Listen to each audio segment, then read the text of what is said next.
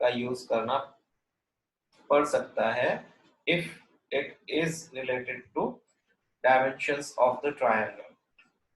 Fine, right angle triangle है, rectangle है, और कोई भी ऐसी आपकी क्लोज फिगर है जिसमें आप पाइथागोरस थ्योरम का यूज कर सकते हो, तो ये चीज बिल्कुल सबसे पहले आपके माइंड में स्ट्राइक करनी चाहिए सॉल्व करने के लिए वर्ड प्रॉब्लम्स को, कि आप पाइथागोरस थ्योरम से डायमेंशंस को या इसमें जो सिचुएशन दी है उसको कैसे रिलेट करेंगे। यहाँ तो साफ साफ दिया हुआ है कि 3 साइड्स हैं, जिसमें से एक साइड दूसरी साइड से 7 सेंटीमीटर लेस है, और third side which is hypotenuse is given. So yes, इसमें हम बेस को x कंसीडर करेंगे बिकॉज सेंटेंस के लास्ट में बेस को मेंशन किया हुआ है। बेस को हमने कंसीडर किया x,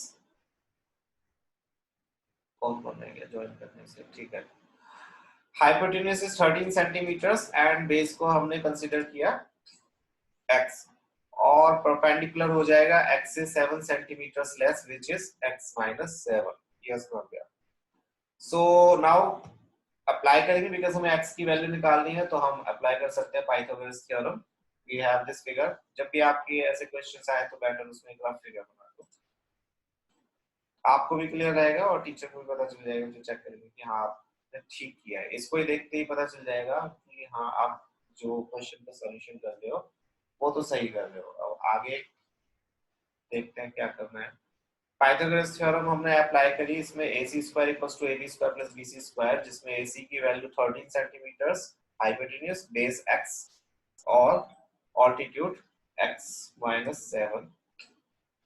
इनका स्क्वायर सॉल्व किया, वी गेट 169 x स्क्वायर, इसको a माइनस b का होल स्क्वायर, ठीक है, या a प्लस b का होल स्क्वायर भी लिख सकते हो, जिसमें हमने b की वैल्यू माइनस 7 किया। आइडेंटिटी अप्लाई करी, आइडेंटिटी अप्लाई करने के बाद में हमारे पास इक्वेशन आई 2x square minus 14x minus 120।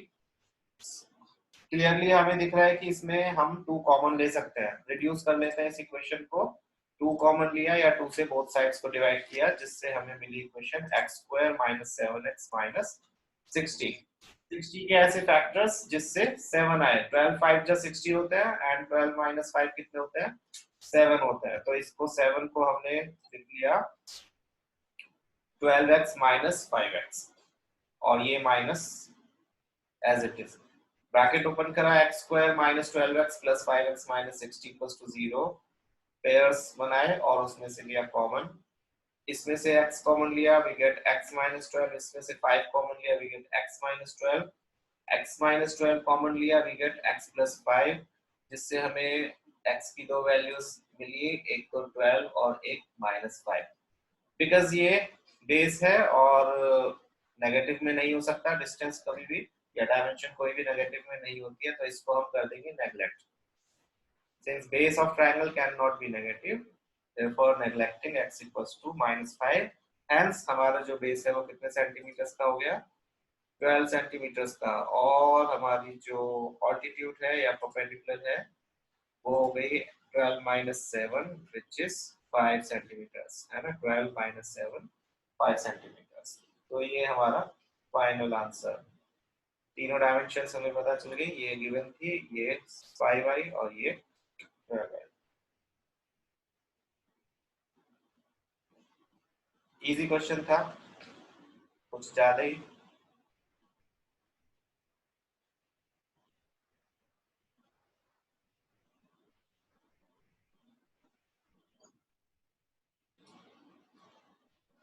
चलो नेक्स्ट क्वेश्चन पे, इस पे आई होप किसी को कुछ नहीं पूछना होगा,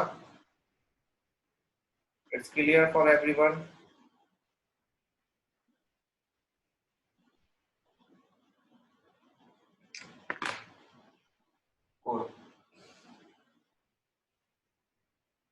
नेक्स्ट क्वेश्चन पे मूव करते हैं। नेक्स्ट क्वेश्चन, सिक्स्थ क्वेश्चन, 6 है इसमें, हाँ, कॉटेज इंडस्ट्री वाला, ये इंपॉर्टेंट क्वेश्चन है। ये देखो सेम ऐसा ही क्वेश्चन एग्जाम्पल में भी होगा तुम्हारी एनसीईआरटी बुक में। ये इंपॉर्टेंट मुश्किल है इसलिए नहीं है, ये इंपॉर्टेंट इसलिए है बिकॉज ये एक वैल्यू बेस्ड क्वेश्चन में आ जाता है। इसमें कुछ मोरल वैल्यू या फिर कुछ इस टाइप की वैल्यू लिखने को आ जाती है कि कॉटेज इंडस्ट्रीज का क्या योगदान होता है, या क्या जो भी है, कुछ भी ऐसा क्वेश्चन आ सकता है जिसमें आपको एक वैल्यू, पॉजिटिव वैल्यू मेंशन करनी होगी। ठीक है, तो कॉटेज इंडस्ट्री है जिसमें प्रोडक्ट्स बनते हैं, कुछ कुछ आर्टिकल्स बनते हैं, पॉटरी आर्टिकल्स।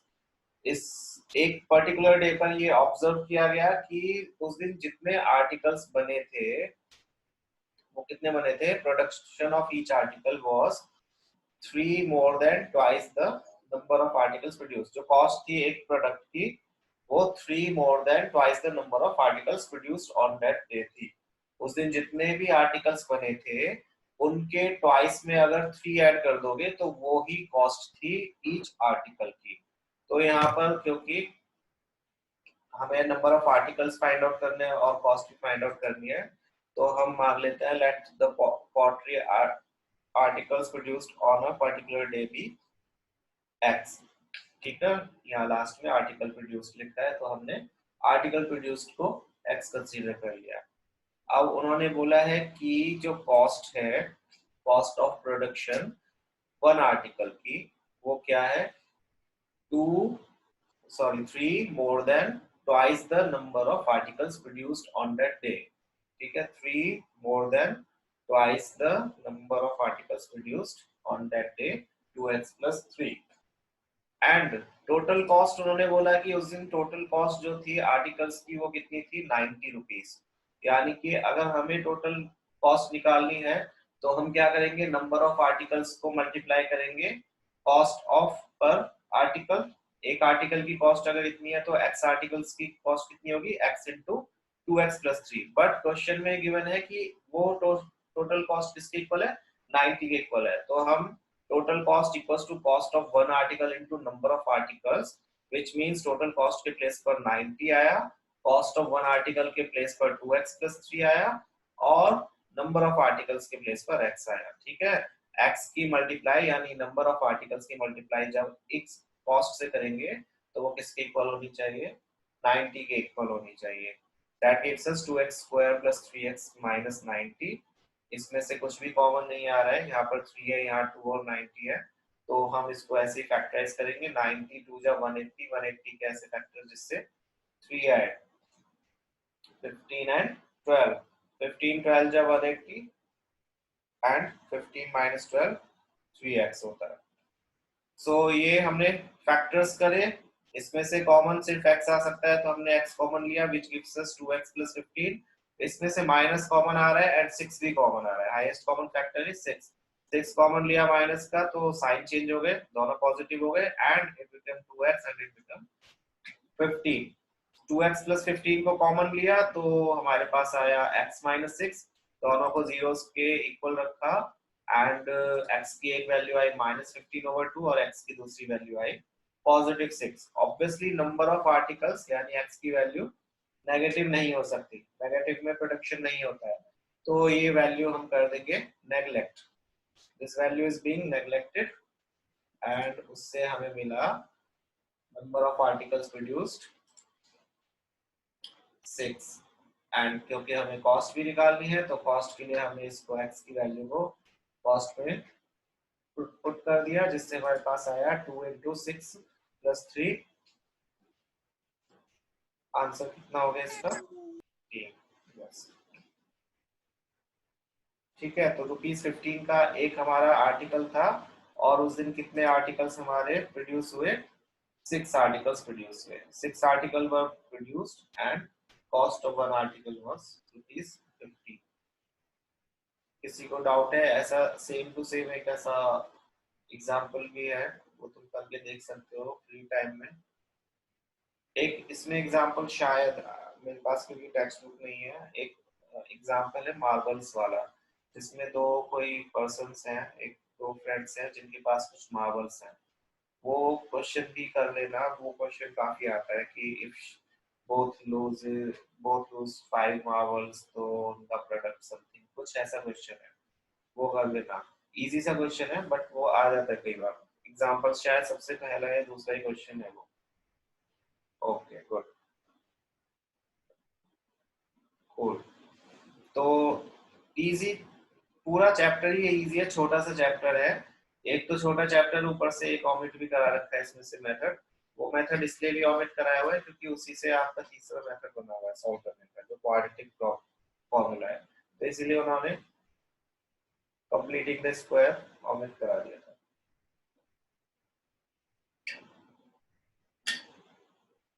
नेक्स्ट क्वेश्चन पे चलते हैं। ओके, ऐसा मैंने आपका रजिस्टर चेक करा बच्चे, थोड़ी स्टेटमेंट लिखा करो क्वेश्चंस को, ठीक है, प्रेजेंट करा करो थोड़ा सा। क्वेश्चंस काफी हद तक ठीक थे बट स्टेटमेंट लिख के थोड़ा सा उसे सुंदर बनाओ।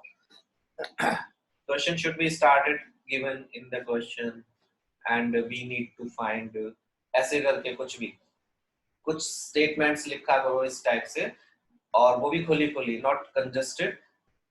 Each and every statement should be in new line, ठीक है। क्वेश्चन को कंजस्टेड मत बनाना, जितना क्वेश्चन आपका खुला खुला एंड नीट होगा उतना ही आपके लिए बेटर होगा। सो ये तो हमारी एक्सरसाइज हुई फिनिश। इस एक्सरसाइज में नहीं है और कुछ भी, या कुछ है नहीं है।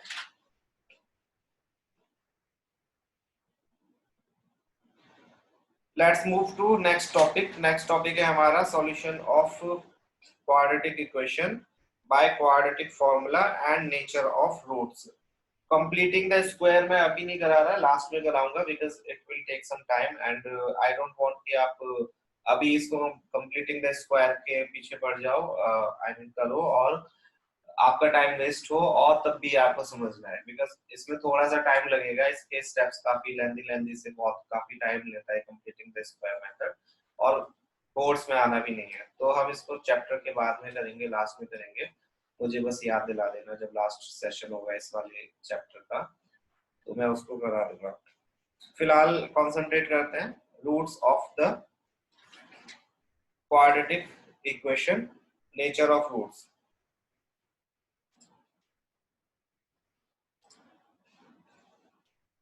नेचर ऑफ रूट्स देखो, नेचर ऑफ रूट्स आपको पता है क्वाड्रेटिक इक्वेशन के दो रूट्स होते हैं या दो जीरोस होते हैं। जो एक्स की वैल्यूज हम निकालते हैं वो दो आती है, नो मैटर वो इक्वल है या फिर डिस्टिंक्ट है, कैसी भी हो सकती है। तो ऐसे केसेस में हमें कई बार क्वेश्चन दे दिया जाता है कि without solving find nature of roots. Nature of roots का मीनिंग ये होता है, सपोज करो मैंने आपको एक कंडीशन दी, लेट मी ड्रॉ,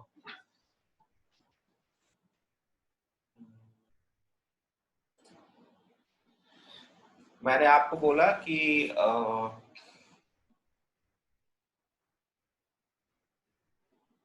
दो नंबर्स का सम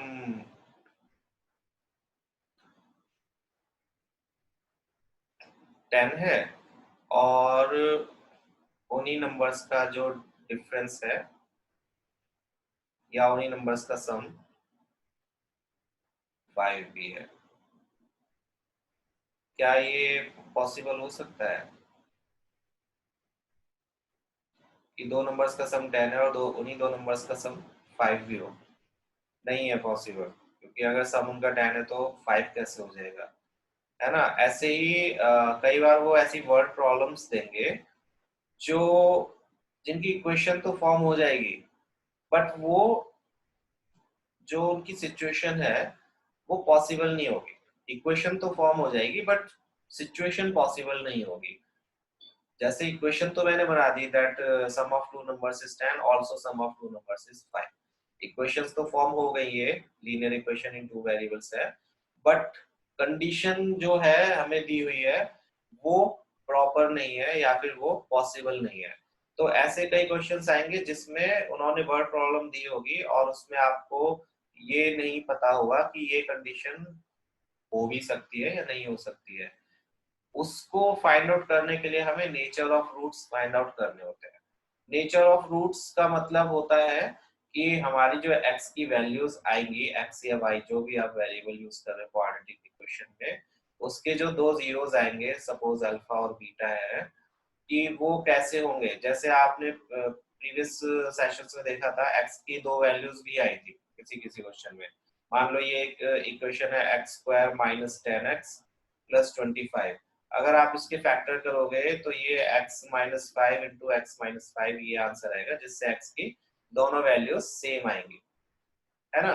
या फिर आपने कोई और इक्वेशन ले ली 2x² माइनस 10x प्लस 5 या समथिंग लाइक दैट, इसकी भी x की दो वैल्यूज आ सकती हैं -3 और 2 और समथिंग लाइक दैट, ऐसे कुछ आ जाएंगी। तो यहाँ पर देखोगे x की दोनों वैल्यूज सेम आ रही हैं, यहाँ पर x की वैल्यूज डिफरेंट आ रही हैं। तो इसको भी फाइंड आउट करने के लिए कि इसको जब हम सॉल्व करेंगे क्वेश्चन को, एक क्वेश्चन को, तो x की वैल्यूज जो होंगी वो इक्वल होंगी या डिस्टिंक्ट होंगी, कैसी होंगी, ये फाइंड आउट करने के लिए भी हम नेचर ऑफ रूट्स का पता लगाते हैं। नेचर ऑफ रूट एक्चुअली जो डिपेंड करता है वो इक्वेशन के डिस्क्रिमिनेंट पर डिपेंड करता है। डिस्क्रिमिनेंट क्या होता है? डिस्क्रिमिनेंट एक तरह से आप समझ सकते हो फॉर्मूला होता है nature of root find out करने का। The nature of root depends upon the nature of discriminant.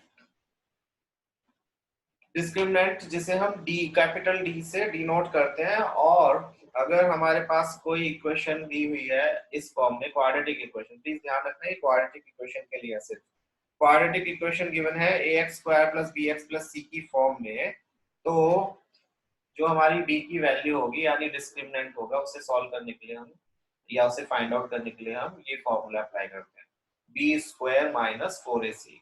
b आपको पता है x का कोएफिशिएंट होगा 4, 4 ही है, a x² का कोएफिशिएंट और c आपकी कांस्टेंट टर्म।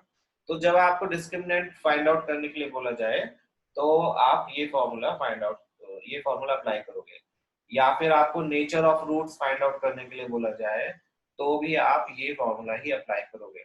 ठीक है, डिस्क्रिमिनेंट का सीधा सीधा आपका जो रिलेशन होता है वो नेचर ऑफ रूट से होता है। वो कैसे होता है? इसमें जब हम सॉल्व करते हैं डी को, तो इसमें हमारे पास 3 केसेस आते हैं।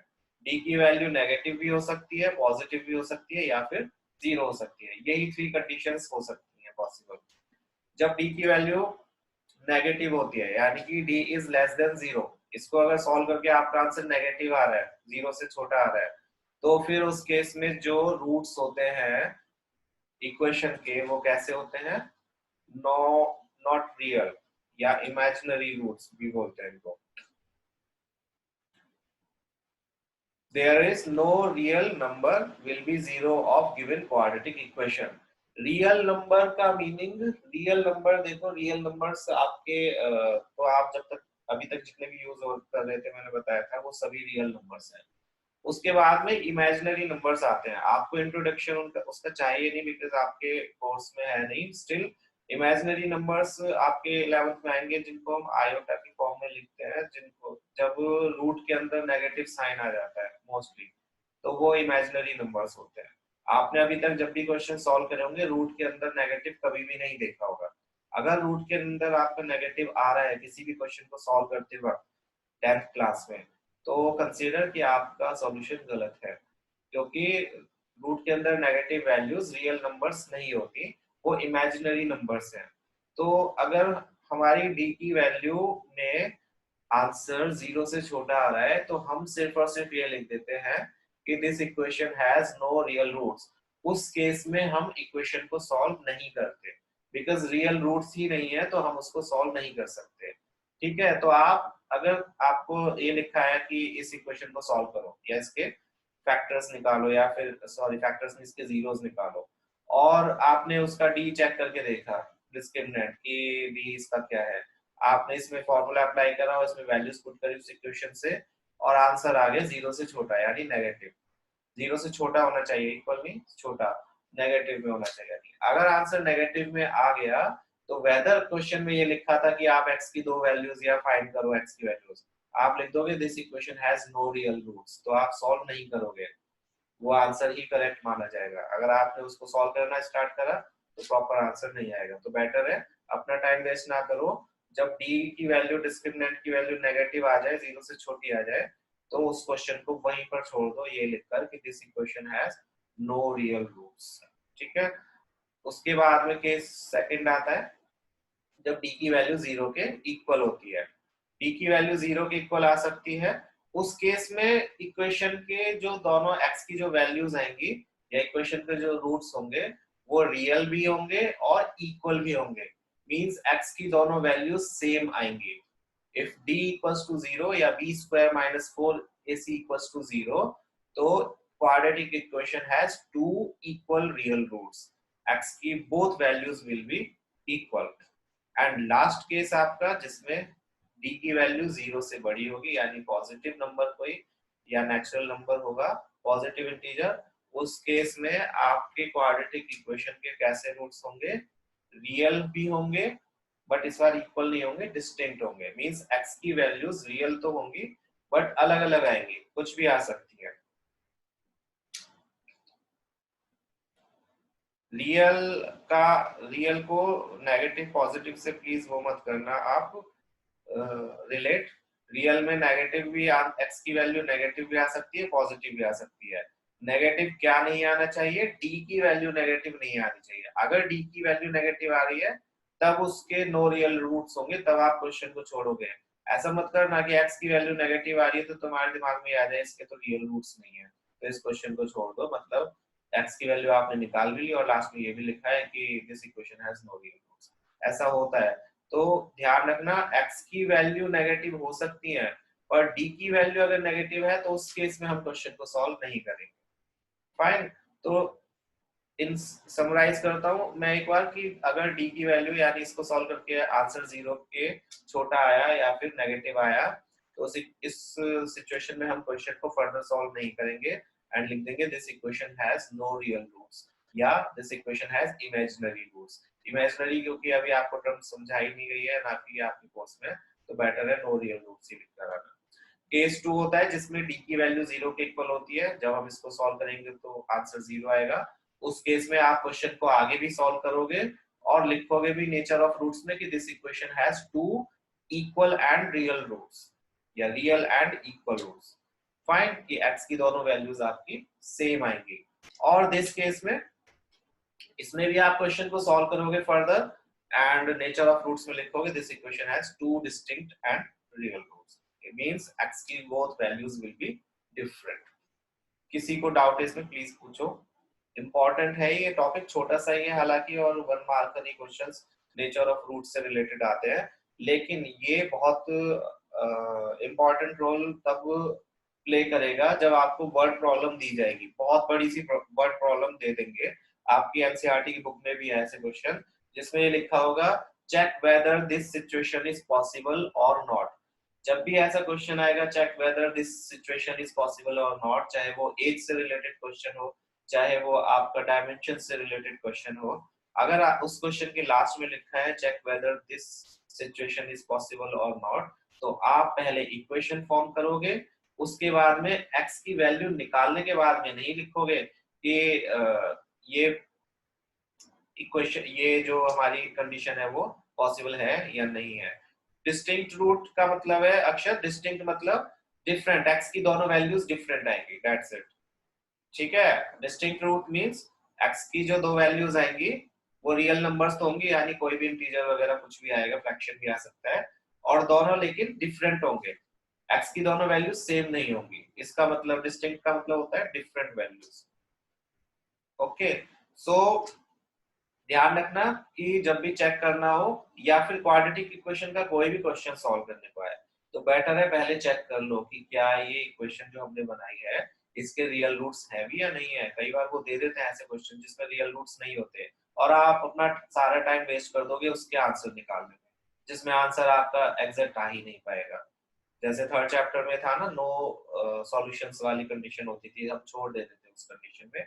ऐसे यहाँ पर है कि अगर d की वैल्यू 0 से छोटी आ रही है, नेगेटिव आ रही है, तो वर्ड प्रॉब्लम चाहे कितनी भी बड़ी क्यों ना दी हो, चाहे वो क्वेश्चन आपका 5 मार्क्स का, 10 मार्क्स का, 15 मार्क्स का, कितने का भी क्यों ना हो, अगर वो इक्वेशन आपकी रियल रूट्स नहीं कैरी करती है तो आप उसका वन वर्ड में, वन सेंटेंस में लिख दोगे this equation has no real roots, that's it.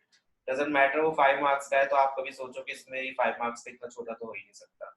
हो सकता है वो ऐसे ट्रिकी क्वेश्चंस दे देते हैं 4 मार्क्स में, 5 मार्क्स में, जो प्री बोर्ड होता है उसमें 5 मार्क्स और बोर्ड्स में 4 मार्क्स में.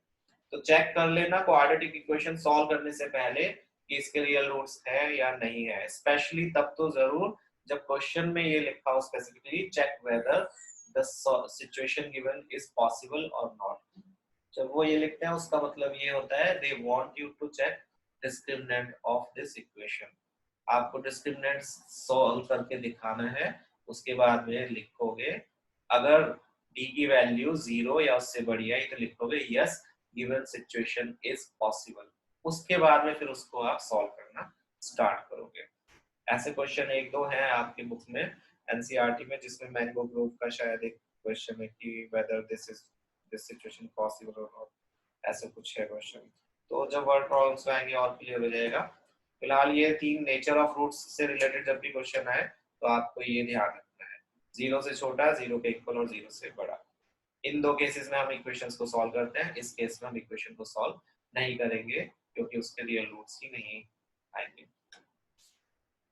और किसी को पूछना है इसमें कुछ भी नेचर ऑफ रूट्स में?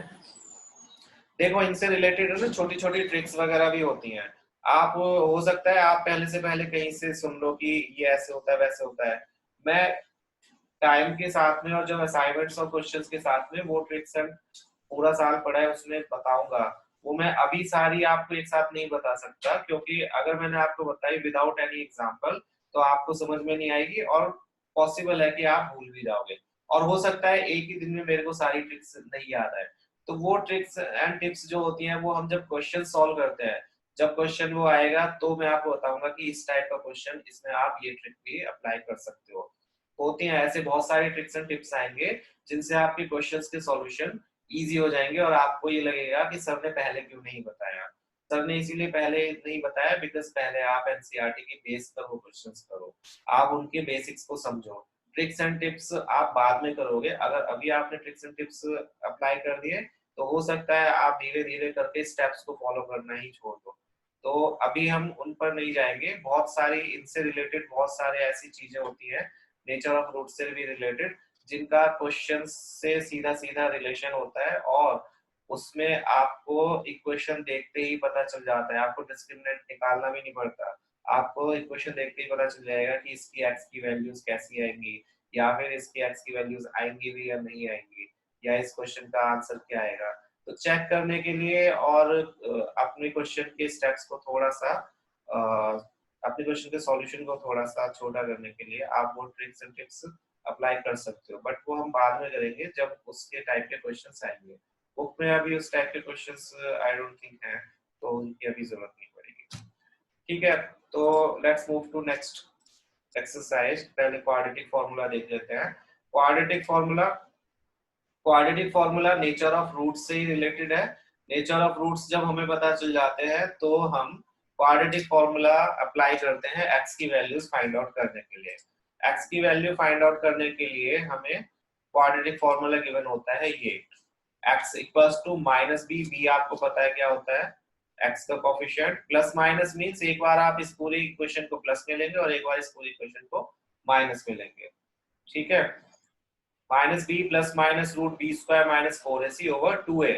ये आपको पता है B square minus 4ac D के इक्वल होता है या डिस्क्रिमिनेंट के, तो आप इसको ऐसे भी लिख सकते हो x equals to minus B plus minus root D over 2a where d equals to B square minus 4ac। तो ये आपका फॉर्मूला है क्वाड्रेटिक फॉर्मूला।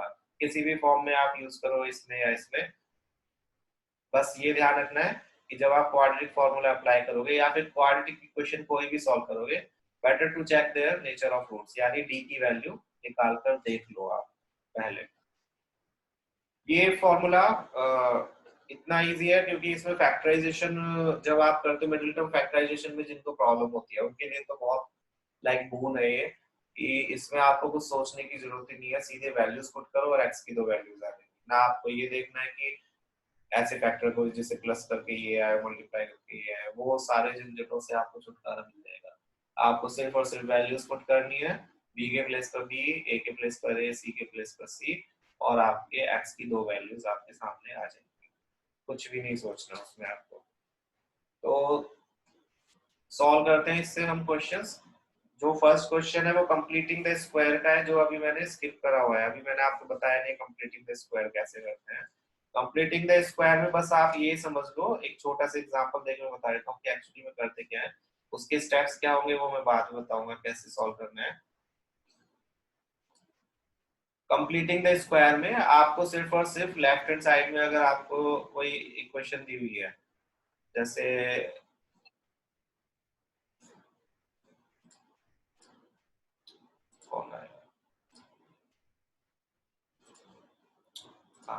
इसी पर बता देता हूँ। कंप्लीटिंग स्क्वायर में क्या होता है, जैसे आपको एक इक्वेशन दी है बुक में, देखो मुझे इक्वेशन दी है, हाँ ये दिया 4x square plus 4√3x plus 3 equals to 0। ये क्वाड्रेटिक इक्वेशन आपको दी हुई है और उन्होंने बोला कि by using completing the square find out values of x। तो कंप्लीटिंग स्क्वायर में सिर्फ और सिर्फ ध्यान रखना है कि लेफ्ट हैंड साइड में जो आपकी वैल्यूज है, आपको किसी तरह से इसको परफेक्ट स्क्वायर बनाना है, इस पूरे एक्सप्रेशन को किसी भी तरह से, कुछ भी ऐड करो कुछ भी माइनस करो, under the rules of mathematics, कि अगर आप इधर कुछ प्लस कर रहे हो तो आपको इधर भी कुछ प्लस करना पड़ेगा, एडिंग बोथ साइड्स।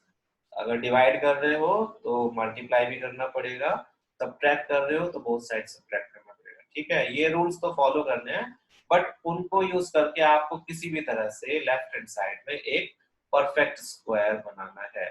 जैसे इस केस में हम इसको क्या कर सकते हैं, ये सबसे सिंपल एग्जांपल मेरे हिसाब से, यहाँ पर आप इसको तो आप देख सकते हो कि इसको हम 2x का होल स्क्वायर लिख सकते हैं, और 3 को लिख सकते हो आप √3 का स्क्वायर, और ये हो गया 2 इंटू 2x इंटू √3, है ना। 2 इंटू 2x 4x होता है और √3 तो यहाँ पर देखोगे a square plus 2ab plus b square हो गया, which is equal to a plus b का होल स्क्वायर। ये आपका परफेक्ट स्क्वायर बन गया। उसके बाद बस आप इसको रख दोगे जीरोस के इक्वल, एक bracket 2x plus √3 equals to 0, और दूसरा bracket 2x plus √3 equals to 0, because ये स्क्वायर था तो दो ब्रैकेट्स हुए, और इससे x की वैल्यू आई -√3/2, और इससे भी x की क्या वैल्यू आई -√3/2। अब यहाँ पर ये भी देखो आप कि ये कंप्लीटिंग द स्क्वायर होता है, लेकिन ये इतना छोटा नहीं होता है। इसमें ये तो एक बाय चांस था, या मैंने खुद ही एग्जांपल ऐसा दिया था जिसमें आपका perfect square by using identity बन जाए, बट ऐसी क्वेश्चंस भी होती हैं जिसमें यहाँ पर ये जो वैल्यूज होती हैं ये परफेक्ट स्क्वायर नहीं होती और आइडेंटिटी आप अप्लाई नहीं कर सकते पहले, तो उस केस में आपको बहुत सारी चीजें इसमें मल्टीप्लाई, डिवाइड, एडिशन, सब्ट्रैक्शन, ये सब काम करने होते हैं, जो एक लेंथी एक्सरसाइज है, वो हम बाद में करेंगे। अभी ये भी देखो कि इस इक्वेशन के दोनों जो x की वैल्यूज आई वो कैसी आई, इक्वल आई, तो इसका मतलब इसका जो d था वो कैसा था, बताएगा कोई? d की वैल्यू कैसी होगी, कौन सी केस को ये सेटिस्फाई कर रही है डी की वैल्यू, कौन सी केस में हमारी एक्स के जो रूट्स होते थे वो रियल एंड इक्वल होते थे, डी की वैल्यू उसमें कैसी होती थी, कोई बताएगा? नो नॉट रियल रूट, क्यों आयुष, रियल रूट्स है ये। डी की वैल्यू 0, यस, जब डी की वैल्यू 0 होती है तभी रियल रूट्स इक्वल आते हैं। अब आप चाहे तो इसको चेक करके देख लो, इसका B square minus 4ac, B क्या है 4√3, B square minus 4a and c, 4 का स्क्वायर 16 होता है और √3 का स्क्वायर 3 होता है, 4 4 जा 16, 16 3 जा whatever, ये दोनों देखो सेम है, 48 माइनस 48, तो डी की वैल्यू क्या आई 0।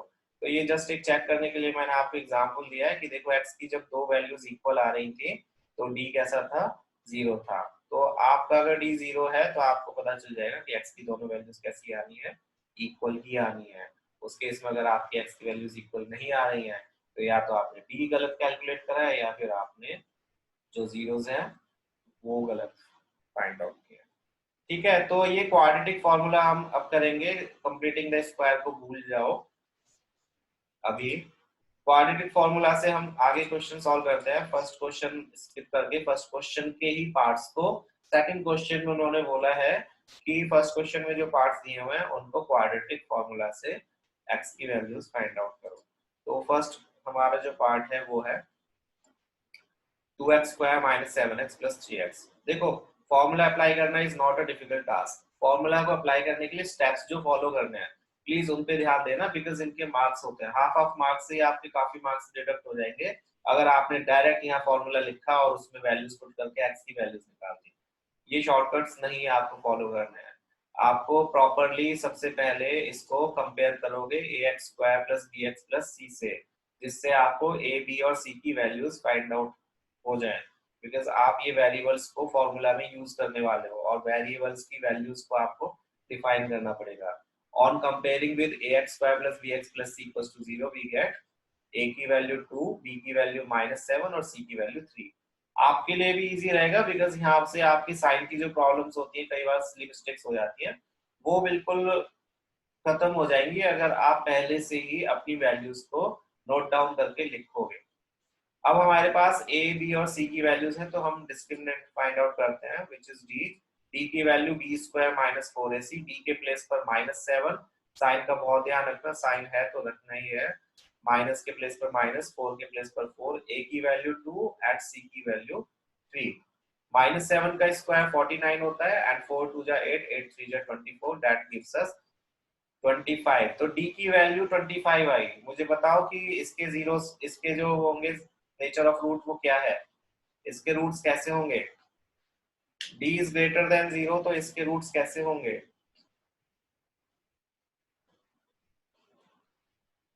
कोई भी, एनीवन?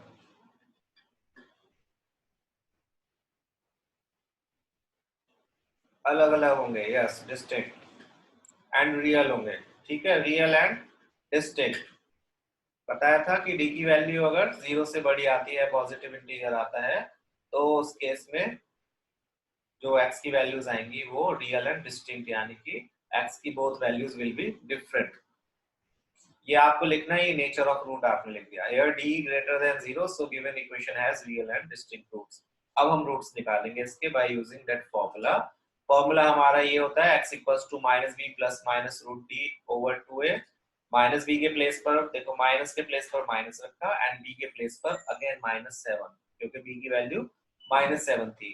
रूट डी, आप यहाँ रूट डी के प्लेस पर b² - 4ac भी लिख सकते हो, बट कोई सेंस नहीं बनता, हम वो ऑलरेडी डी से डिफाइन कर चुके हैं, तो यहाँ आप डी लिख देना। डी की वैल्यू क्या आई थी? 25 रखी, ये 2a यानी 2 × 2, a की वैल्यू भी 2 है, तो x की वैल्यू ये हो गया +7 -7 प्लस माइनस 5। प्लस माइनस क्यों होता है आपको सबको पता है, क्यों होता है प्लस माइनस? मैंने बताया था एक बार, एनीवन? हम रूट के आगे प्लस माइनस क्यों लेते हैं?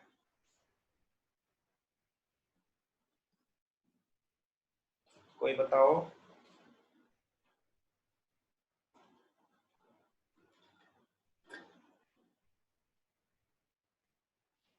हम रूट के आगे प्लस माइनस इसलिए लेते हैं बिकॉज -5 का स्क्वायर भी, यस, -5 का स्क्वायर भी पॉजिटिव 25 होता है और +5 का भी 25 होता है। तो हमें नहीं पता ये जो 25 आया था वो -5 × -5 करके आया था या फिर 5 × 5 करके आया था।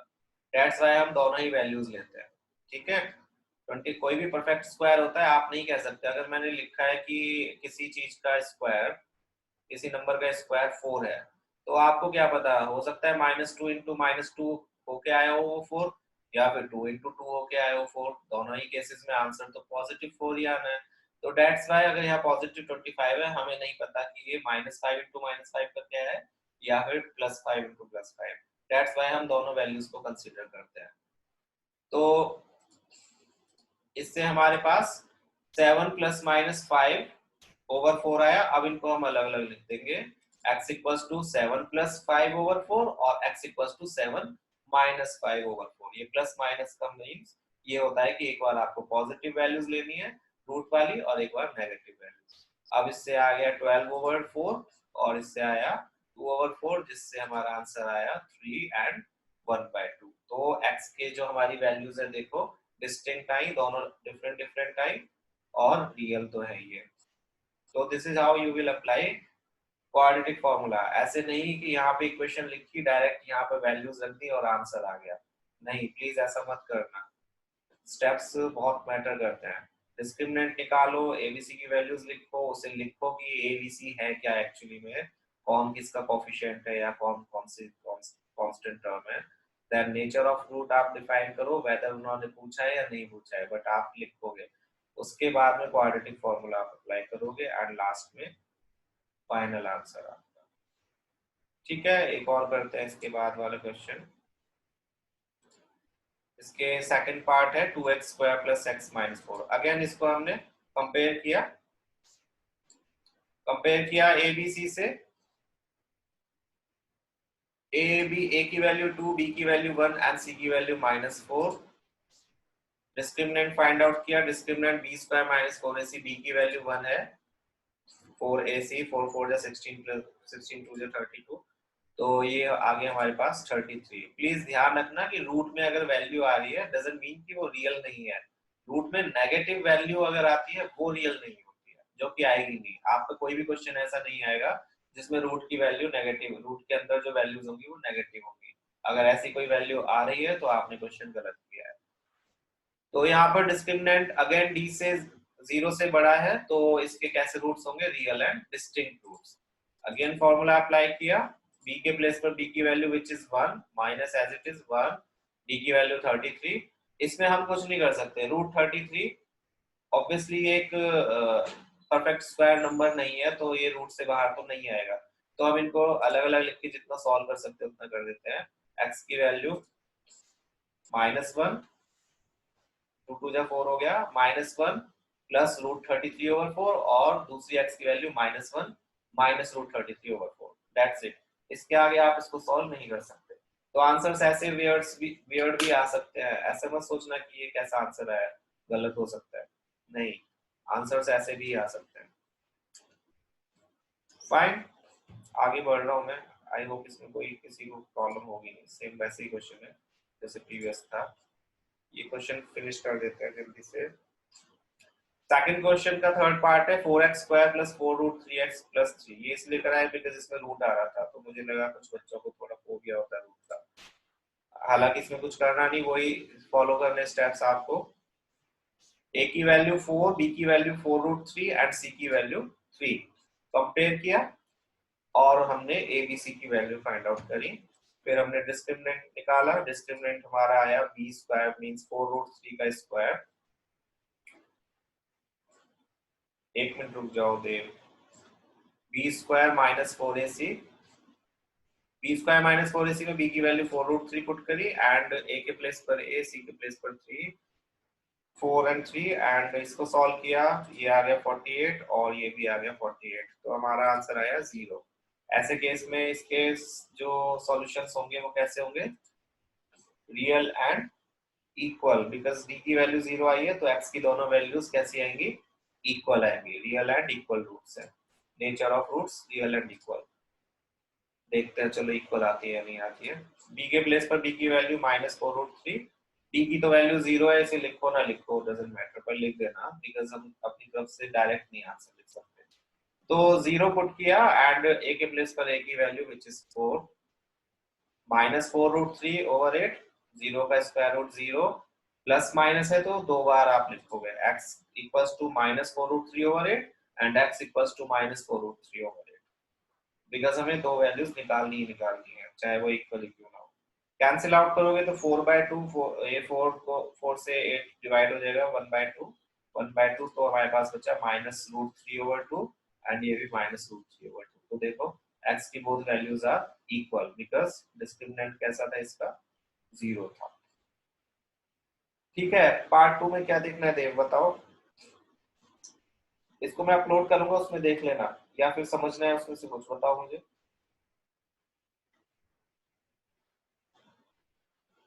अगर कोई लाइन समझ नहीं आई थी तो मुझे बताओ, और अगर सिर्फ देखना है तो तुम वीडियो में देख सकते हो, मैं जवाब बोल दूं। Just tell me. क्लास के बाद रुक जाना थोड़ा सा, मैं तभी दिखा दूंगा, ठीक है? जस्ट 1 मिनट में हो जाएगा काम। इसको फिनिश कर ले तो मुझे फोर्थ पार्ट और आया। फोर्थ पार्ट भी इसीलिए करा है बिकॉज ये भी थोड़ा डिफरेंट है।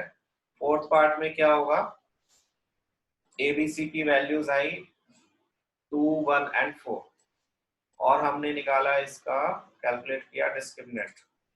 डिस्क्रिमिनेंट इसका आया b² minus 4ac which is a negative number. Solve करके आया -31, -31 आया, दैट मींस d की वैल्यू इज लेस देन 0। और मैंने बोला था जब 0 से छोटी वैल्यू आए या नेगेटिव वैल्यू आए d की, डिस्क्रिमिनेंट की, तो उस केस में हम क्या लिखकर छोड़ देते क्वेश्चन को? the equation has no real roots, no real roots, तो हम इसको आगे सॉल्व नहीं करेंगे। जब रियल रूट्स नहीं होते तो हम सॉल्व नहीं करते। तो ये था हमारा, तीनों ही कंडीशंस इन क्वेश्चंस में आपने देख ली। पॉजिटिव कंडीशन जो आ रही थी डी डिस्क्रिमिनेंट 0 से ग्रेटर आ रहा था, उसमें हमने देखा डिस्टिंक्ट रूट्स आए। जिसमें हमारी डी की वैल्यू 0 आई, उसमें हमने देखा कि एक्स की दोनों वैल्यूज इक्वल आई। एंड यहाँ पर डी 0 से छोटा है, नेगेटिव है, तो हमने देखा तो नहीं, बट हम इसमें लिख देंगे कि इसके रियल रूट्स नहीं होंगे। रियल रूट्स क्यों नहीं होंगे, आप अगर चाहें तो चेक भी करके देख सकते हो। जब आप इसमें फॉर्मूला अप्लाई करोगे B minus B plus minus root D, जब रूट डी में डी की वैल्यू रखोगे तो देखो -31 आएगा। और मैंने बोला था रूट के अंदर अगर माइनस नेगेटिव वैल्यू आती है तो वो एक रियल नंबर नहीं होता, वो कैसा नंबर होता है, इमेजिनरी नंबर होता है। दैट्स वाई हम इसको आगे सॉल्व नहीं करेंगे। इमेजिनरी नंबर्स अभी आपके कोर्स में नहीं है, 11th में आओगे तब आपको इंट्रोड्यूस करे जाएंगे। सो अभी तो सिर्फ ये ध्यान रखो, रूट के अंदर नेगेटिव वैल्यू है तो वो रियल नंबर नहीं होता। फाइन, किसी को इसमें डाउट है तो पूछो। देव आंसर भी दिया करो, मैंने तुमसे 3 बार पूछा। लास्ट स्टेप तुम नोट कर रहे हो सर, ठीक है अभी दिखाता हूँ।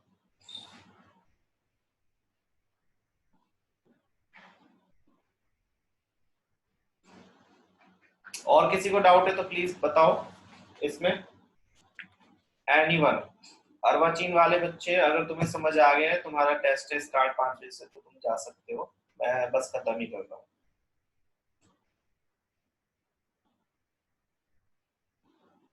गुड, तो ये था हमारा नेचर ऑफ रूट से रिलेटेड। इसके बाद में सिर्फ 2-3 क्वेश्चंस और हैं आपके और फिर वर्ड प्रॉब्लम्स। वर्ड प्रॉब्लम्स तो हो गई आई थिंक, क्या है नहीं है, वर्ड प्रॉब्लम्स हैं और कुछ क्वेश्चंस और हैं। तो ये हम नेक्स्ट क्लास में ये चैप्टर आपका फिनिश हो जाएगा। एंड सुनते जाइए।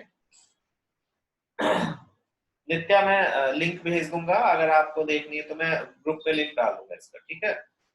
और उस चैनल को आप सब्सक्राइब कर लेना, तो उस पे आपको सारी वीडियोस मिलेंगी। कल 4 o'clock क्लास है, जिस जिसको रिवाइज करना है, देखो जिसने फी सबमिट कर रखी है और रिवाइज करना है chapter 3 linear equations in 2 variable, they can join tomorrow session. And जिसने नहीं किया है थर्ड चैप्टर वो भी ज्वाइन कर सकते हो। 4 o'clock स्टार्ट होगा सेशन लीनियर इक्वेशंस इन 2 वेरिएबल्स, बिल्कुल फ्रेशली, बिल्कुल स्टार्टिंग से। तो जिस जिसको करना है वो ज्वाइन कर सकते हो। ओके, 4 o'clock मैं पोस्ट करूंगा ग्रुप पर, उस पर आप देख लेना, बट अभी भी मैंने बता दिया है तो आप ज्वाइन कर सकते हो। साइंस वाले बच्चे प्लीज अपनी फी कल से पहले सबमिट करा देना। अक्षर, जैन, आरना, लक्ष्य एंड जो भी बच्चे थे, ठीक है। तो क्योंकि सर कल क्लास लेंगे तो उन्होंने मुझसे स्पेसिफिकली बोला फी के लिए। तो ठीक है, कल जिस जिसको करना है ज्वाइन, आप ज्वाइन कर लेना लीनियर इक्वेशंस इन 2 वेरिएबल्स में। बाकी नेक्स्ट डे हम ये वाला चैप्टर फिनिश कर देंगे। ओके, जा सकते हो 10th वाले बच्चे। देव तुम्हें देखना है, स्लाइड देखनी है तुम्हें। Dev, are you there, just reply करो। Bye bye. अच्छा रुको, दिखाता हूँ।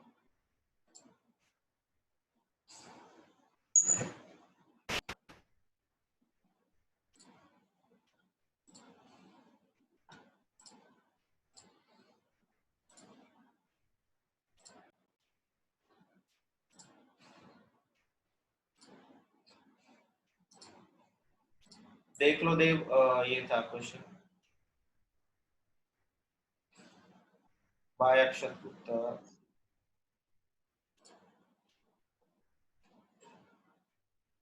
सिंपल था, लास्ट वाले स्टेप में सिर्फ क्या छुप रह गया था, आई डोंट नो, देख लो।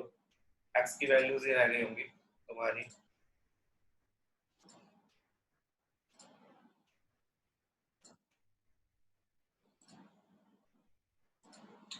मीत, आज इतने चुप कैसे, तुम कुछ बोले नहीं, पढ़ भी रहे थे नहीं, या ऑनलाइन होके सो गए।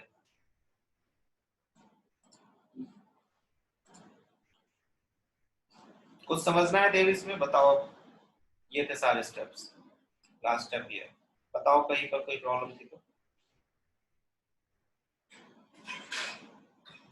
कुछ भी।